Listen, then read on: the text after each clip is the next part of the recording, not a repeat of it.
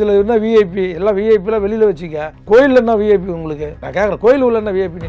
அது வரிசையில் நின்று பார்த்துட்டு வா. கடவுளை பார்க்க தானே போனேன், வரிசையில் நின்று தானே பார்க்கணும். இல்லை, அதுக்கு முன் வந்த தமிழிசை சவுந்தரராஜன் அவர்கள் உள்ள அனுமதிக்கப்பட்டிருக்காங்க. தமிழிசை சவுந்தரராஜன் யார்? ஒரு முன்னாள் கவர்னர். புரோட்டோகால் இருக்குது அவங்களுக்கு, கவர்னர் புரோட்டோகால் இருக்குது. உங்களுக்கு என்ன இருக்குது? ஐயா காமராஜர் ஆட்சியில் இது மாதிரி முக்கியத்துவம் கொடுத்து விஐபிக்கெல்லாம் தனி தரிசனம் இவங்க எல்லாம் ஐயா காமராஜர் சொல்கிறாங்க. அவர் ஆட்சியில் காமராஜர் ஐயா இப்படி தான் பண்ணாரா? வாய்க்கு காமராஜர் ஆட்சியை கொண்டு வருவோம், கொண்டு வந்து இப்படி தான் கோயிலில் போய் அராஜகம் பண்ணுறாங்க. கடவுள் பொண்ணு அனைவரும் சமம். அதில் என்ன விஐபியில் தரிசனம்? அண்ணன் சாகர் பாபா சொன்னதே தப்புன்னு தான் சொல்லுவாங்க.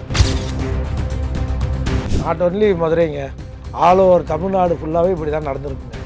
அது ஒரு பானை சோறு, ஒரு அரிசி பதம், புரியுதுங்களா? உடனடியாக எப்படி அம்மா காலத்தில் இந்த மண்டல மேயரையும் உள்ளாட்சி நகராட்சி தேர்தல் எல்லாத்தையும் கலைச்சாங்களோ, அதே மாதிரி மாண்புமிகு முதலமைச்சர் உடனடியாக மீண்டும் ஒரு ஆட்சிக்கு வரணும்னு நினச்சாருன்னா இந்த கவுன்சிலருங்கள்லாம் உடனடியாக வீட்டுக்கு அனுப்பணும், உடனடியாக மாமன்றங்களை கூப்பிட்டு கலைக்கணும். 134 தொகுதியிலும் திமுக பலவீனமாக இருக்கிறது. எந்த அடிப்படையில் இப்போ நீங்கள் சொல்கிறீங்க? ஏற்கனவே நடந்து முடிஞ்ச நாடாளுமன்ற தேர்தலில் 7.5% வாக்கு குறைஞ்சிருக்கு. விஜயெல்லாம் கட்சி ஆரம்பிக்கலாம்.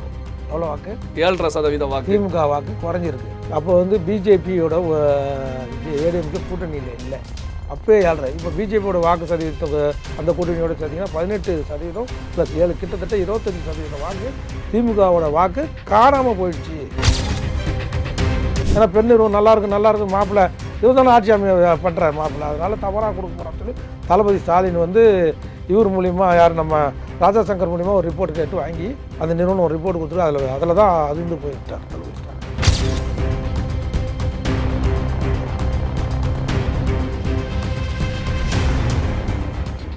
ரியல் ஒன் நண்பர்கள் உறவுகள் அனைவருக்கும் வணக்கம். பல்வேறு முக்கியமான தகவல்கள் செய்திகளை நம்முடைய உறவுகளுடன் பகிர்ந்து கொள்ள இணைந்திருப்பவர் அதிமுகவுடைய முன்னாள் நிர்வாகி ஆவின் வைத்தியநாதன் அவர்கள். வணக்கம் சார். வணக்கங்க.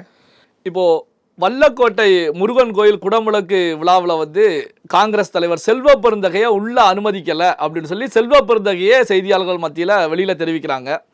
சேகர் பாபு அவர்கள் செல்வ பெருந்தகை அவர்களை சந்தித்து வந்துவிட்டு இல்லை உள்ள ஒரு தலைவர் சென்றதுனால அதன் பிறகு செல்வ பெருந்தகை உள்ள அனுமதிக்கப்பட்டிருக்காங்க, எந்த சம்பவமே நடக்கலை அப்படின்னு தெரிவிக்கிறாங்க. எல்லாம் முழுக்க திமுக இவர் போய் அதாவது செல்வ பெருந்தகை கொஞ்சம் அப்புறப்படுத்தா. அதாவது எனக்கும் செல்வ பெருந்தகைக்கும் சம்மந்தம் இல்லை. செல்வ பெருந்தகையாக போய் தனியாக போய் ராமதாஸை பார்த்துட்டாரு பாருங்கள். செல்வ பெருந்தகையை நாங்கள் ஓரம் கட்டி வச்சுருக்கோம் பாருன்னு மக்கள் மத்தியில் ஃபோட்டோ போட்டு காமிக்கிறதோட நாடகம், அது திமுகவோட நாடகம். இதெல்லாம் நம்ம மக்கள் தயாராக இல்லை. ரொம்ப விழிப்புணர்வு இருக்குது வந்துச்சு மக்களுக்கு. அங்கே போய் ராமதாஸை பார்த்தார் இல்லையா, எனக்கு சம்மந்தம் இல்லை. வைகோ எப்படி எல்டிடி பிரபாகரன் பார்க்கும்போது கலைஞருக்கு தெரியாமல் போயிருப்பார் சொல்லுங்களேன்? வைகோபால் சாமி எல்டிடி பிரபாகரனை பார்க்கும்போது கள்ள துணியில் போகும்போது கலைஞர்கிட்ட சொல்லிட்டு தானே போனார், வெளியில் எனக்கு தெரியாது போனது கலைஞர் சொன்னார். அது மாதிரி இருக்குது இது. அப்போ அந்த கோயிலில் அது போன்ற ஒரு சம்பவமே நடக்கலை அப்படின்னு சொல்ல வர்றீங்களா? இருங்க, அடுத்து அவர் போனதுக்கப்புறம் இன்னொரு விஐபி இருக்கார், அவர் போனதுக்கப்புறம் உங்களுக்கு இடத்த ஆரம்பிச்சிருப்பாங்க. ஒரு சாதாரண விஷயத்தை பெருசு பண்ணி இதை உடனே போய் அண்ணன் சேகர் பாபு போய் ஆறுதல் சொல்ல வேண்டிய அவசியம் அதுக்கு அது முக்கியத்துவம் இல்லை. சேகர் பாபு அவர்கள் சந்தித்த பிறகு செல்வ பெருந்தகை அவர்கள் என்ன தெரிவிக்கிறாங்க அப்படின்னா உரிய அதிகாரிகள் மீது நடவடிக்கை எடுக்கப்படும் தெரிவிச்சாங்க. கடவுள் முன் அனைவரும் சமம். அதில் போய் இதில் என்ன விஐபி எல்லாம் விஐபிலாம் வெளியில் வச்சுக்க. கோயில் என்ன விஐபி உங்களுக்கு? நான் கேட்குறேன், கோயில் உள்ள என்ன விஐபி? சார் வரிசையில் நின்று பார்த்துட்டு வா. கடவுளை பார்க்க தானே போனேன், வரிசையில் நின்று தானே பார்க்கணும். இல்லை, அதுக்கு முன் வந்த தமிழிசை சவுந்தரராஜன் அவர்கள் உள்ள அனுமதிக்கப்பட்டிருக்காங்க. தமிழிசை சவுந்தரராஜன் யார்? ஒரு முன்னாள் கவர்னர். புரோட்டோகால் இருக்குது அவங்களுக்கு, கவர்னர் புரோட்டோகால் இருக்குது. உங்களுக்கு என்ன இருக்குது? ஒரு தேசிய கட்சியுடைய மாநில தலைவர் அப்படி அனுப்பணும்னு ஏதாவது புரோட்டோகாலில் இருக்கா? கவர்னருக்கு இருக்கிற புரோட்டோகால் உங்களுக்கு இருக்குமா? ஒரு சட்டமன்ற உறுப்பினருக்கு இருக்குமா? கவர்னர் யார்? ஒரு மாநிலத்தின் ஃபஸ்ட்டு புரோட்டோகால் நம்பர் 1 அவர். அதுக்கப்புறம் தான் சிஎம்ஏ. அவங்க எக்ஸ் கவர்னர் ஆந்திர பிரதேசத்துக்கு. பாண்டிச்சேரி அடிஷனல் இன்சார்ஜாக இருந்திருக்காங்க. 2 ஸ்டேட்டுக்கு கவர்னராக இருந்திருக்காங்க, ஒரு யூனியன் டெரிட்டரிக்கும் ஒரு இதுக்கும். அவங்களுக்கு முக்கியத்துவம் உங்களுக்கு கொடுக்கணும்னு எப்படி எதிர்பார்க்குறீங்க? எதிர்பார்க்கறதே தவறு தானே. காங்கிரஸ் ஆட்சியில் அது மாதிரி கொடுத்ததுக்கா? ஐயா காமராஜர் ஆட்சியில் இது மாதிரி முக்கியத்துவம் கொடுத்து விஐபிக்கெல்லாம் தனி தரிசனம் இவங்க எல்லாம் ஐயா காமராஜர்னு சொல்கிறாங்களே, அவர் ஆட்சியில் காமராஜர் ஐயா இப்படி தான் பண்ணாரா? வாய்க்கு காமராஜர் ஆட்சியை கொண்டு வருவோம், கொண்டு வந்து இப்படி தான் கோயிலில் போய் அராஜகம் பண்ணுறதா? கடவுள் முன்னே அனைவரும் சமம். அதில் என்ன விஐபியில் தரிசனம்? அண்ணன் சேகர் பாபு சொன்னதே தப்புன்னு தான் சொல்லுவேன் நான். அவரை வீடு தேடி பகுதி ஒரு தகுதியை குறைச்சிடக்கூடாது. அண்ணன் சேகர் பாபுன்னு ஒரு மக்கள் மத்தியில் ஒரு மதிப்பு இருக்குது. ஏன்னா அறநிலையத்துறை மிக சிறப்பாக நடத்திக்கிட்டு இருக்கார். அதாவது அரசியலுக்கு சில 1-2 குறைகளை சொல்லலாமே தவிர அவரை மாதிரி திமுகவில் வேறு எந்த மந்திரிகிட்ட கொடுத்துருந்தாலும் அந்த இந்து அறநிலையத்துறையை இவ்வளோ சிறப்பாக பக்தியோடு வழி நடத்தக்கூடியவர் கிடையாது. ஒரு உதாரணத்துக்கு சொல்ல, திருச்செந்தூரில் 5 லட்சம் பேர் பார்த்தாங்க. ஏதாவது ஒரு சின்ன டிஸ்டர்பன்ஸ் இருந்ததா, ஏதாவது ஒரு சின்ன கலவரம் இருந்ததா, ஏதாவது ஒரு நெருக்கடி, ஒரு விபத்து ஏதாவது இருந்ததா? அதாவது மாற்றான் தோட்டத்து மல்லிகையும் வணக்கம் சொல்லுவாங்க. அண்ணன் சேகர் பாபு அண்ணன் மாற்றான் தோட்டத்து மல்லிகை மட்டும் இல்லை, அது எங்கள் தோட்டத்தில் விளைஞ்ச மல்லிகை. தற்காலிகமாக மாற்றான் தோட்டத்தில் இருக்குது, அவ்வளோதான். அம்மாவோட ஃபுல் ட்ரெயின்டு ஆர்மியில் ஒரு ஆள் அண்ணன் சேகர் பாபு அண்ணன் புரட்சித்தலைவி அம்மாவோட. அதனால் அவர் போய் செல்வ பிறந்தகிட்டலாம் போய் வருத்தம் தெரிவிக்கிறது, மன்னிப்பு கேட்குறதோ எங்கனாலும் ஏற்றுக்க முடியல. அதிமுக தொண்டனால ஏற்றுக்க முடியல. அந்த பெரிய ஆள் ஒன்றும் செல்வ பிறந்த கை இல்லை. இப்போ மதுரை மாநகராட்சியில் மிகப்பெரிய அளவில் சொத்து வரியில் வரி ஏய்ப்பு நடந்திருக்கிறது, பல கோடி ரூபாய் வரி ஏய்ப்பு நடந்திருக்கிறது. அப்படிங்கிற நிலையில் முதல்வர் அவர்கள் அங்கே இருக்கக்கூடிய மண்டல தலைவர்களை ரிசைன் பண்ண சொல்கிறாங்க. அவங்க ரிசைன் பண்ணியிருக்காங்க. இதை எப்படி பார்க்குறீங்க? நாட் ஒன்லி மதுரைங்க, ஆல் ஓவர் தமிழ்நாடு ஃபுல்லாகவே இப்படி தான் நடந்திருக்குங்க. அது ஒரு பானை சோத்துக்கு ஒரு அரிசி பதம், புரியுதுங்களா? உடனடியாக அம்மா காலத்தில் அந்த மண்டல இதுலேயும் மேயரையும் உள்ளாட்சி நகராட்சி தேர்தல் எல்லாத்தையும் கலைச்சாங்களோ, அதே மாதிரி மாண்புமிகு முதலமைச்சர் உடனடியாக மீண்டும் ஒரு ஆட்சிக்கு வரணும்னு நினச்சாருன்னா இந்த கவுன்சிலருங்கள்லாம் உடனடியாக வீட்டுக்கு அனுப்பணும், உடனடியாக மாமன்றங்களை கூப்பிட்டு இது கலைக்கணும். கொஞ்சம் எங்கே மண்ணு கட்ட முடியல, எங்கே கல் கொட்ட முடியல, ஒரே அட்ராசிட்டிங்க. தெருக்கடையில் போட்டு அங்கே வசூல் பண்ணிக்கின்னு. அதனால் மாண்புமிகு முதலமைச்சருக்கு நாங்கள் சொல்கிற வேண்டுகோள், மீண்டும் ஆட்சிக்கு வரணும், இல்லை அது குறைஞ்சபட்சம் எதிர்கட்சியாவது வரணும்னு நினச்சிங்கன்னா மாமன்றங்களை உடனடியாக கலையுங்கள். அது மதுரையில் மட்டும் இல்லை, ரெசிக்னேஷன் வாங்க கூட ஆல் ஓவர் தமிழ்நாட்டில் எல்லார்கிட்டையும் ரெசிக்னேஷன் வாங்கி உடனடியாக இழுத்து மூடுங்க, அதை ஸ்பெஷல் ஆஃபீஸர் போட்டு நடத்துங்க. இப்போ இந்த சம்பவம் இந்த நிலைக்கு வந்ததுக்கு காரணமே அமைச்சர் மூர்த்தியும் பிடிஆர் பழனிவேல் தியாகராஜனுக்கும் இடையில இருக்கக்கூடிய மதுரையில் நடக்கக்கூடிய மோதல் தான் காரணம் அப்படின்னு சொல்லப்படுது. பிடிஆர் பழனிவேல் ராஜன் கிட்டத்தட்ட சன்னியாசி ஆகிட்டார், சாமியாராக போயிட்டார். அவர் திமுகலேருந்து ஆக்டிவ் பாலிட்டிக்ஸில் இல்லை பிடிஆர் அண்ணன். அது நல்லா தெரியும், எல்லாருக்குமே தெரியும்.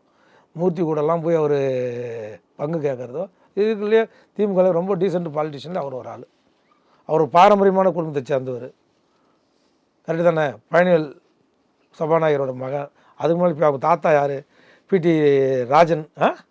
இல்லை அவர் இந்த அளவுக்கு கீழ்த்தரமெல்லாம் இறங்குவார்ன்றதை நம்ம எதிர்பார்க்க முடியாது. அப்படியே ஒரு குற்றச்சாட்டு இருந்தால் அது மறுக்கிறேன் நான். இப்போ ஸ்டாலின் அவர்களை பொறுத்த வரைக்கும் அறிவாலயத்திலிருந்து உடன்பிறப்பே வா அப்படின்னு சொல்லி நிர்வாகிகளை சந்தித்து பேசிகிட்டு இருக்காங்க. இது திமுக பலகீனமாக 100 தொகுதிகளில் இருக்கிறது அப்படின்னு சொல்லி பெண் நிறுவனங்கள் கொடுத்த தகவல் அடிப்படையில் தான் இந்த உடன்பிறப்பே வா அப்படிங்கிற நிகழ்ச்சியே ஸ்டாலின் அவர்கள் நடத்திட்டு இருக்காங்க அப்படின்னு சொல்லப்படுது. நீங்கள் எப்படி பார்க்குறீங்க? 234 தொகுதியிலும் திமுக பலவீனமாக இருக்கிறது. எந்த அடிப்படையில் இப்போ நீங்கள் சொல்கிறீங்க? ஏற்கனவே நடந்து முடிந்த நாடாளுமன்ற தேர்தலில் 7.5% வாக்கு குறைஞ்சிருக்கு. விஜயெல்லாம் கட்சி ஆரம்பிக்கல. அப்போது எவ்வளோ வாக்கு? 7.5% வாக்கு திமுக வாக்கு குறைஞ்சிருக்கு. அப்போ பிஜேபியோட ஏடிஎம்கே கூட்டணியில் இல்லை, அப்போயே 7.5. இப்போ பிஜேபியோட வாக்கு சதவீதத்தை அந்த கூட்டணியோட சேர்த்திங்கன்னா 18% + 7 கிட்டத்தட்ட 25% வாக்கு திமுகவோட வாக்கு காணாமல் போயிடுச்சு. இது முதல்வருக்கு தெரியும் இல்லையா? பதவியில் இருக்கிறவங்களுக்கு உளவுத்துறை ரிப்போர்ட் கொடுப்பாங்க இல்லையா? அது ஒன்று. ரெண்டாவது, தாவேகாக்கு இன்றைக்கி ஒரு குறைஞ்சபட்சம் 8-10% வாக்கு இருக்குது. அதில் ஒரு 7.5% வாக்கு திமுக வாக்கு, சிறுபான்மைய வாக்கு தாவேகாக்கு போகிற மாதிரி இருக்குது. இன்னும் பலத்த அடி சேதம் எங்கே வருதுன்னா திமுகவுக்கு வருது, புரியுதுங்களா? அதனால தான் இன்றைக்கி இன்னும் 8 மாதம் இருக்குது தேர்தல் வரதுக்கு. 8 மாதம் முன்னாடி இன்றைக்கே தேர்தல் ஆரம்பித்து தேர்தல் வேலையில் திமுக சுறுசுறுப்பாக இருக்குதுன்னா அந்த ஸ்ட்ராட்டஜியை மாற்ற முடியுமா? 4.5 வருஷமாக மாண்புமிகு முதலமைச்சருக்கு, கழகத்தின் தலைவருக்கு தொண்டம் பசியும் பட்டினியுமா இருக்கிறது தெரியல. தொண்டனுடைய கோரிக்கை மனு எதுவுமே ஒரு குறைஞ்சபட்சம் ஒரு டிரான்ஸ்ஃபர், வாத்தியார் டிரான்ஸ்ஃபரோ தொண்டனுக்கு சொல்கிறத செய்யறதில்லை. தொண்டனை மதிக்காத திமுக திமுக சட்டமன்ற உறுப்பினர் என்ன சொல்கிறான் தெரியுமா? எடப்பாடி இருக்கும்போது எங்களுக்கு கரெக்டாக பங்கெல்லாம் வந்தது, தொகுதி வேலைலாம் வந்தது. இப்போ எங்களுக்கு ஒரு கட்சிக்காரனுக்கு ஒரு வேலை கூட திமுகவில் கிடைக்கிறதில்ல, முழுக்க மாப்பிள்ளை கண்ட்ரோலில் எல்லாமே போயிடுச்சு. அதனால் மீண்டும் திமுக ஆட்சி வர்றதை திமுக காரனே விரும்பாதது தான் ரொம்ப வேதனையான விஷயம். இது முதலமைச்சருக்கு உளவுத்துறை ப்ராப்பராக ரிப்போர்ட் கொடுத்துருக்காங்க. பெண் நிறுவனம் மட்டும் இல்லை, அது இல்லாமல் ஒரு பாம்பே நிறுவனத்தை வச்சு இவங்க சர்வே பண்ணாங்க, சாம்பிள்லாம் எடுத்தாங்க.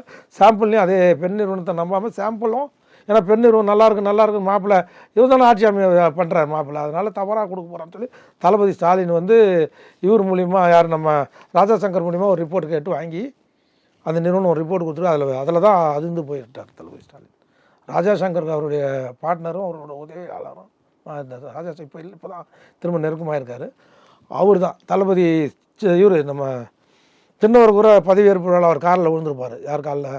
கவர்னர் மாளிகையிலே ஒருத்தர் காலில் விழுந்தார்னா அது வந்து ராஜா சங்கர் காலில் தான் விழுந்தார். அவர் உதயநிதி ஸ்டாலின் பார்த்துருப்பீங்களே, அவர் கொடுத்த ரிப்போர்ட் வந்து சரியாக துல்லியமாக இருக்கும். அந்த ரிப்போர்ட்டில் திமுக மீண்டும் ஆட்சிக்கு வர்றதுக்கான அறிகுறியே இல்லை. இது திமுக மீண்டும் ஆட்சிக்கு வர்றது அறிகுறியே இல்லைன்னு தான் எல்லாம் பதட்டமாகி தெருவாக ஓடிட்டுருக்காங்க 8 மாதத்துக்கு முன்னாடியே. பல்வேறு முக்கியமான தகவல்கள், செய்திகளை நம்முடைய உறவுகளுடன் பகிர்ந்து கொண்டதற்கு நன்றி சார். நன்றி, வணக்கங்க.